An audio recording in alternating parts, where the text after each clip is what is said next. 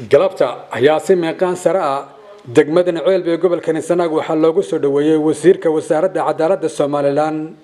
bulshada qeybaheeda kala duwan ayaa meel masaafo ah oo u jirta degmadan ceelbe gobolka Sanaag 7 kiiloomitir ayaa bulshada ku soo dhaweysay kadib goobtaasi markii uu soo gaaray wasiirku ayuu dadkii soo dhaweynayay ee meesha Fakakoor yimi ayuu mid u gacan qaaday kadib wasiirka ayaa waxa loo soo galbiyay magaalada gudaheeda waxaana markaasi loo soo galbiyay goobtii loogu talagalay inay munaasabadu ay ka dhacdo halkaasi ugu horeys munaasabadaasi soo dhaweynta waxa ka hadlay oo hadalka daafuray gudoomiyaha cusub ee degmada Ceelbu Maxamed Axmed Cali Salaad iyana dhankooda waxa ka hadlay bulshada qeybaheeda kala duwan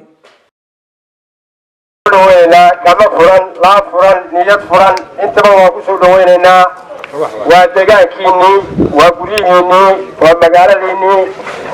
annagu waa idin joognay waa ku soo dhaweynay wixii hadala oo waxaan joognaa degmada Tuulaan joognaa degmada ugu ballaaran degmooyinka haddana ah tuulaha degmada Tuulada aan joogno waa ku soo dhaweynaynaa wixii hadala oo wala hadala awood baan ku martay waa ognahay laakiin ma saytaan diraya ma saytkaasi wuxuu ku socdaa موسى بيحب وقصة على المسجد كتير بدحونا تمرين تسمعنا على عيرو عذر كي على عيرو إنه رجنا وحيري ولا هذا النص بويري هذا النص شير إنه قدك بويري موسى بيحضر وحنا يعني وسير كعدالة وسير كناتو وقتها كيس بلاري يعني إنه قدك عدالة ما كذا كريم مرامنا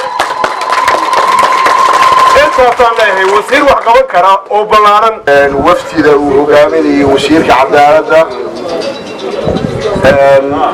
وسير مصطفى waxaan ku soo dhaweeyaa ku salaamayaa salaanta islaamka salaanka bacdi waxa la yiri sida uu sheegay ninkii ugu horeeyay hoos baxaan Mustafa Godane ayaan ku soo dhaweynaynaa soo dhaweynta waxaan in doora oo aan sugaynay ayaan hore u helin maanta ay nasiibkana ka dhigay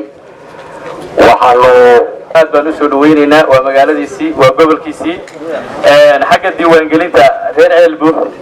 waa Somalilander cod bixintu waa ka dhici jirtay kaararka waa haystaaneen axsaabta oo dhan waa looga codayn jiray insha Allah waxaanu rajaynaynaa in cod bixintuna ay soo gaarto codkayagana aanu cidii aanu doonayna aanu ku doorano baahida ugu weyn oo focal point-iga uu yahayna waxa weeye Ali Godane waan ku sugaynay Mustafa Godane Abdul Ali Bilaa waan ku sugaynay in badan baan ku sugaynay ilaahay waa noo ka keenay waa nasiib aan leenahay Cabdirashiid Xasan Maxamed Saalax oo kamid ah musharaxiinta haatan u ordaysa xilka xildhibaannimo ee Soomaaliya على أشرف الأنبياء والمرسلين سيدنا محمد وعلى آله وصحبه أجمعين أما بعد ضمان وضع مجلس كوتي ugu horeeyay wasiirka cadaaladda jumhuriyadda Soomaaliland Mustafa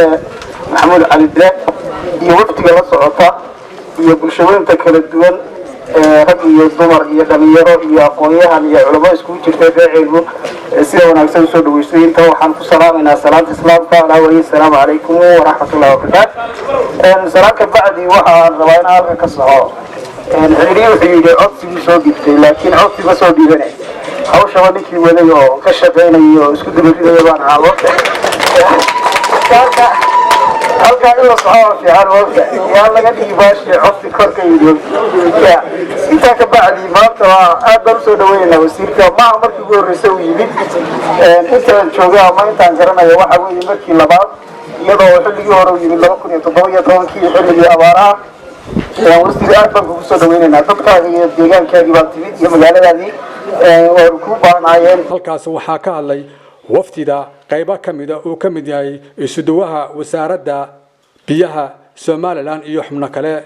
ugu dambeyntiina wasiirka wasaaradda cadaaladda Soomaaliland Mustafa Godane ayaa goobtaasi ka hadlay ulajeedadii safarkiisana markaasi bulshada u faahfaahiyay iyo waliba sidii markaasi bulshada deegaanka gobolka Sanaag gaar ahaan degmada Ceelbu iyo nawaaxigeeda siday u qaadan lahaayeen kaarka isdiiwaangelinta ee doorashooyinka Soomaaliland ee khaatirada odayaasha oqaasha iyo inta sida sharafta iyo maamuuska la noo soo dhaweysay waqtiga uu hogaaminayo wasiirka wasaaradda cadaaladda Mustafa dhammaantiin waxaan ku salaamayaa salaanta islaamka. Assalaamu calaykum waraxmatullaahi wabarakaatuh. mudane wasiir wuxuu kugu leeyahay kusoo dhawow ceelbu waa gurigaagii soo dhaweynta waa ku jiraa wayna wada soconay dhul badan baan soo marnay deegaano badan oo xingalo lagu weyntahay waan soo marnay magaalo kasta waxay muujinaysay baahiday u qabto diiran